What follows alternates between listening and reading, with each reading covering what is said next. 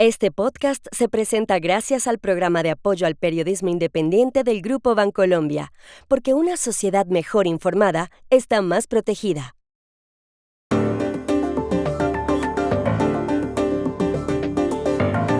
En Estados Unidos, muchos se preguntan si el debate de la semana pasada favoreció a Kamala Harris o a Donald Trump. Hoy, la respuesta. La Reserva Federal estadounidense rebajó ayer los intereses medio punto. No los había reducido en 4 años. ¿Cómo afecta esto a América Latina?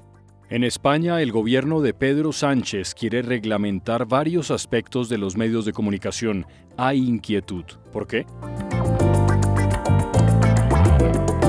Hola, bienvenidos a Y esto no es todo, el podcast del Georgetown Americas Institute de la Universidad de Georgetown en Washington, D.C. Soy Juan Carlos Iragorri, desde Washington, D.C. Soy Paz Rodríguez Niel, desde Buenos Aires. Soy Jorge Espinosa y estoy en Bogotá. Es jueves 19 de septiembre y esto es todo lo que usted debería saber hoy.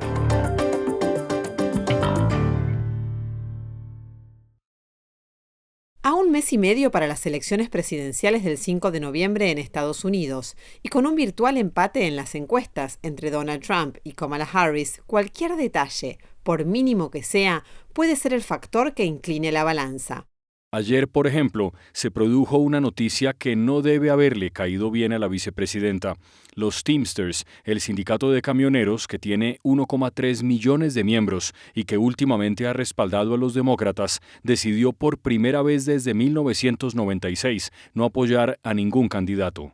A propósito de Harris, ayer, en la conferencia anual de los congresistas hispanos, dijo que se puede hacer una reforma migratoria y controlar la frontera sur, mientras que Trump y los suyos anuncian deportaciones masivas. ¿Cómo sería eso?, preguntó. ¿De qué están hablando? And now they have pledged to carry out the largest deportation, a mass deportation, in American history. Imagine what that would look like and what that would be. How's that going to happen? Massive raids?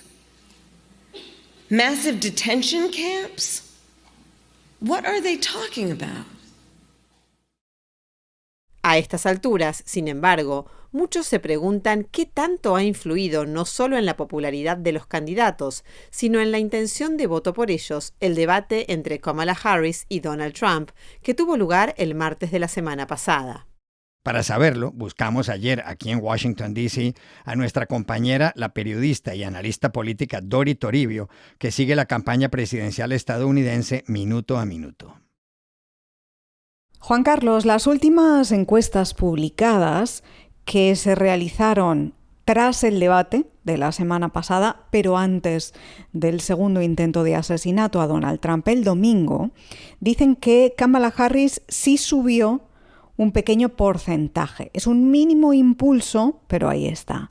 Los datos son estos. Según la media de encuestas que elabora el sitio web de 538, la vicepresidenta tenía una ventaja de en torno a 2,5 puntos el día del debate sobre Donald Trump, y esa misma media tiene ahora a Kamala Harris alrededor de 3 puntos por encima, con un 48% de intención de voto frente a un 45% de estadounidenses que dicen que apoyan a Trump.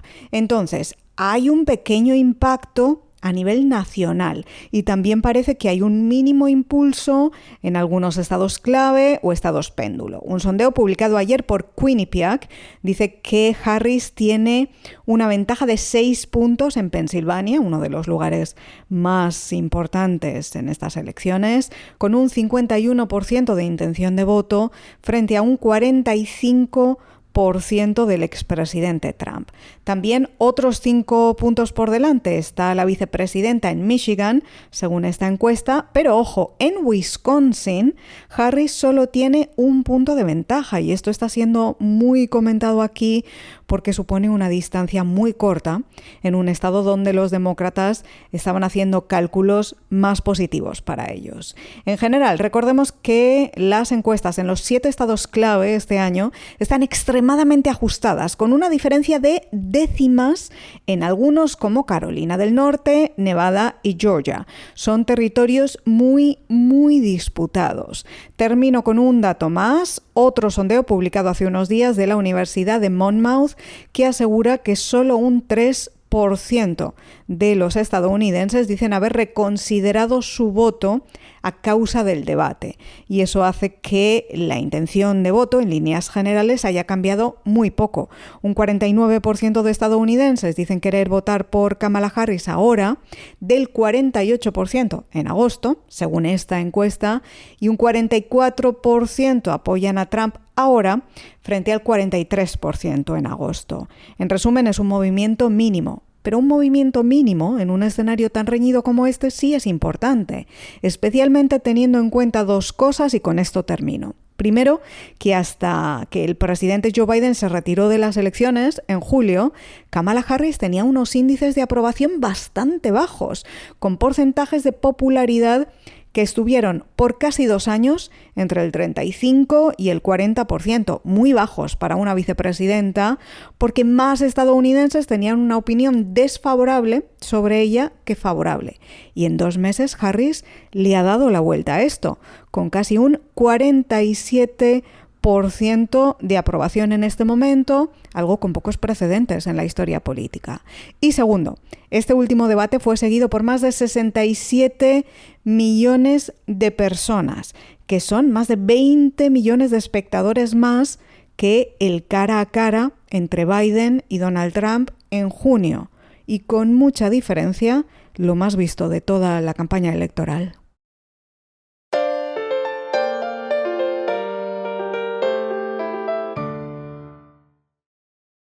La economía de Estados Unidos entró ayer en una nueva fase y eso tendrá consecuencias en otras partes del mundo. Fue con el anuncio que hizo en Washington, D.C., Jerome Powell, el presidente de la Reserva Federal, el banco central de ese país. En su comparecencia pública, Powell fue claro de entrada. Dijo que la Reserva Federal había tomado la decisión de reducir la tasa de interés medio punto, es decir, un 0,5%. De ese modo, los intereses quedarán en un rango de entre el 4,75% y el 5%. Today, the Federal Open Market Committee decided to reduce the degree of policy restraint by lowering our policy interest rate by a 0.5 percentage point. La Reserva Federal no había bajado intereses en los últimos 4 años. Lo hizo en 2020, 1/4 de punto, cuando la economía estaba golpeada por la pandemia. Ahora, en cambio, será más barato conseguir una hipoteca o lograr un préstamo para invertir. Algunos creen que la rebaja de intereses marca el final de la lucha contra la inflación que venía dando Estados Unidos y que constituye además un soft landing, un aterrizaje suave para la economía de ese país. Todo indica que hoy se vivirá el comienzo de algo nuevo. Pero, ¿qué efectos tendrá en América Latina la rebaja de intereses anunciada por la Reserva Federal? Llamamos ayer aquí en Bogotá a Juana Telles, doctora en Economía por la Queen Mary University of London y economista jefe del BBVA en Colombia. Es una buena noticia porque esto demuestra que la inflación ha empezado o se siente que está bajo control después de llevar 2 años peleando fuertemente contra la inflación. Y la inflación es un flagelo que afecta a todas las personas, pero sobre todo a las personas más pobres. Ese mensaje de que la inflación se está controlando es clave para todas las familias de la región y de Estados Unidos. Otro tema que es muy importante es que esta decisión de bajar las tasas va a favorecer el crecimiento en Estados Unidos. ¿Qué significa esto? Que en lugar de entrar en un proceso de recesión, la economía de Estados Unidos va a tener un aterrizaje suave. ¿Y eso qué significa? Que va a seguir creciendo, menos, pero va a seguir creciendo. Y que exista crecimiento en Estados Unidos es un motor para la economía mundial y para las economías latinoamericanas, que van a poder seguir exportando sus bienes a Estados Unidos, tienen comercio con Estados Unidos y eso favorece el crecimiento de estos países. Otro tema clave es empleo. Con esto se ayuda a sostener el empleo en Estados Unidos y esto es favorable para los migrantes que existen en Estados Unidos y para toda la población de Estados Unidos que va a poder mantener sus empleos. Otro tema que quiero destacar que creo que es clave es la disminución en el costo del endeudamiento en general para las empresas, las familias, los gobiernos de América Latina. Van a tener que pagar menores tasas de interés por su endeudamiento y adicionalmente se van a volver más atractivos. ¿Qué significa eso? Que vamos a ver llegada de recursos del exterior para comprar papeles, por ejemplo, pero también para invertir. Y la región está ávida de recursos baratos o más baratos para hacer sus proyectos de infraestructura, de petróleo, de carbón, de oro, de todo lo que se produce en la región.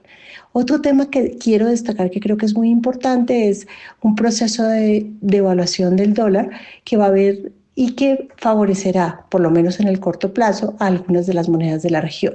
Todo esto obviamente no afecta igual a todos los países de América Latina, todos tienen sus idiosincrasias, pero en general es una buena noticia. Menor inflación y crecimiento en Estados Unidos y un mercado laboral que no se deteriore tan rápido en este país.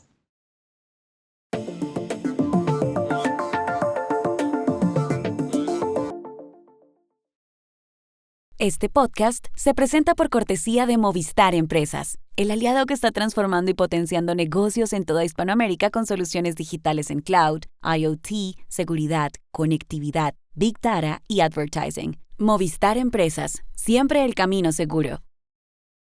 Y este podcast también se presenta con el patrocinio de Tecnoglass, el poder de la calidad. Tecnoglass es la compañía líder en la manufactura y comercialización de vidrios, ventanas y fachadas para el mercado de la construcción en Estados Unidos y el mundo. Para mayor información, visite nuestra página web www.tecnoglass.com. En España se ha suscitado una controversia relacionada con el gobierno que preside Pedro Sánchez y con los medios de comunicación. El gobierno quiere que el Congreso de los Diputados apruebe una serie de medidas. La oposición piensa que todo obedece a intereses políticos. Las medidas fueron anunciadas este martes por varios miembros del gobierno. Ocurrió en la rueda de prensa posterior al Consejo de Ministros en el Palacio de la Moncloa de Madrid. Allí el ministro de Cultura, Ernest Urtasun, dio algunos detalles. Hay que establecer los que definen qué es un medio de comunicación frente a otras plataformas cuya finalidad no es informar. Para ello se creará un registro de medios de comunicación en el que se disponga de la información pública sobre su propiedad y la inversión publicitaria que reciben. Este registro será elaborado y tutorizado por un organismo independiente y en ese caso hemos decidido que sea la Comisión Nacional del Mercado de Valores y la Competencia, una comisión por eso que vamos a reformar para que pueda asumir esas competencias y este es otro de los puntos para que tenga esas competencias sobre medios de comunicación. La segunda medida es el establecimiento de un deber de publicación anual de inversión publicitaria por parte de todas las administraciones públicas. Como saben, esta es una información que hoy o no se presenta o se presenta de forma opaca. Pero no solo eso, el Ejecutivo también ha pensado en limitar la publicidad institucional en los medios. Para eso hay que tener en cuenta que la oposición, la del conservador Partido Popular, el PP, gobierna la mayoría de las 17 comunidades autónomas, como las de Madrid o Andalucía. Analistas sostienen que a Pedro Sánchez le inquietan medios digitales críticos como The Objective, El Debate, Voz Populi o El Confidencial. Algunos de ellos han denunciado presuntos casos de tráfico de influencias de Begoña Gómez, la esposa del presidente socialista. Fuera de eso, el gobierno quiere facilitar la rectificación de informaciones en los medios. Pero, ¿por qué quiere Pedro Sánchez sacar adelante este proyecto de ley? Llamamos ayer en Madrid a Ángel Villarino, director adjunto de El Confidencial. A ver, lo primero que hay que decir es que la mayoría de las cosas que el gobierno dice que quiere hacer dependen del propio gobierno. Y te pongo el ejemplo de la publicidad institucional. el primer paso para hacerla transparente es que el gobierno quiera hacerla transparente, porque lo que ha hecho hasta ahora es no dar los datos de cómo y a quién reparte la publicidad institucional y bajo qué criterios. Ojalá lo hiciese. En nuestro caso no podría más que beneficiarnos porque apenas recibimos nada de publicidad institucional por parte del gobierno. De hecho, nosotros estuvimos 2 años pidiendo los datos a través del portal de transparencia para entender a quién y bajo qué criterios se estaba repartiendo. En 2 años algunos ministerios nos respondieron con datos parciales y lo que te muestran estos datos es que ese reparto es opaco y que será casualidad, pero favorece a los medios más afines al propio gobierno.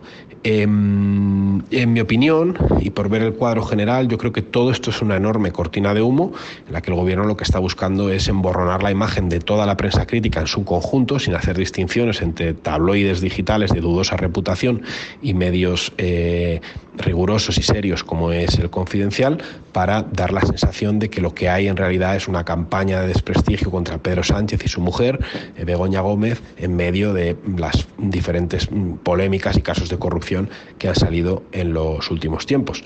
Yo insisto en que no creo que esto llegue a ningún sitio, porque para la parte más dura de esta propuesta que hace el gobierno hace falta consenso en el Congreso de los Diputados y unas mayorías que no tiene para hacer las reformas que serían necesarias, por ejemplo, en el derecho al honor, y son las reformas que hacen falta para poner en marcha las partes, más polémicas de esto, y no tiene la mayoría parlamentaria para conseguirlo. Entonces, ¿en qué se queda esto? Pues en una estrategia comunicativa muy agresiva, pero que no estamos preocupados porque llegue la sangre al río, entre otras cosas porque el propio Pedro Sánchez es consciente del coste reputacional e incluso legal que tendría para su gobierno cerrar un diario como puede ser El Confidencial, que es, por cierto, el que ha estado sacando las exclusivas más relevantes sobre el caso Begoña.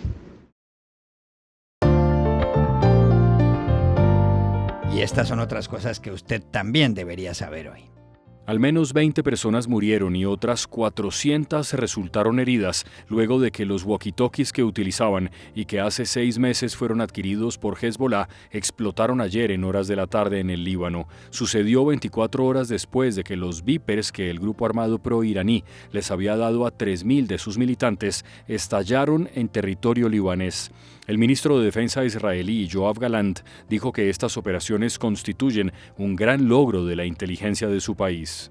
Edmundo González Urrutia, el candidato presidencial opositor en las elecciones presidenciales venezolanas del 28 de julio, explicó ayer en sus redes sociales por qué el 7 de septiembre firmó una carta reconociendo el fallo judicial que le adjudicó el triunfo a su adversario, Nicolás Maduro. Hubo horas muy tensas de coacción, chantaje y presiones. En esos momentos consideré que podía ser más útil, libre que encerrado e imposibilitado de cumplir con las tareas que me encomendó el soberano. González Urrutia se expresó de ese modo luego de que el presidente de la Asamblea Nacional de Venezuela, Jorge Rodríguez, revelara la carta que le dirigió el candidato. Rodríguez agregó que no hubo coacción y que puede probarlo con videos del momento de la firma de la misiva.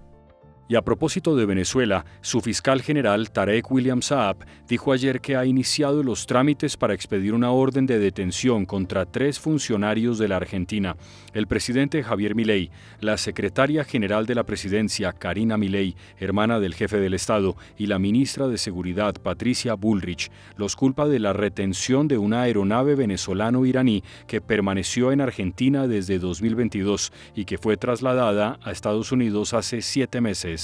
Y aquí termina Y esto no es todo, donde siempre habrá más. En la producción estuvo John F. Burnett. Y pueden suscribirse a este podcast en nuestro sitio web, yestonoestodo.georgetown.edu, seguirnos en nuestras cuentas de X y de Instagram, @yestonoestodo, y buscarnos en nuestro canal de YouTube. Gracias por oírnos. Chao, hasta la próxima.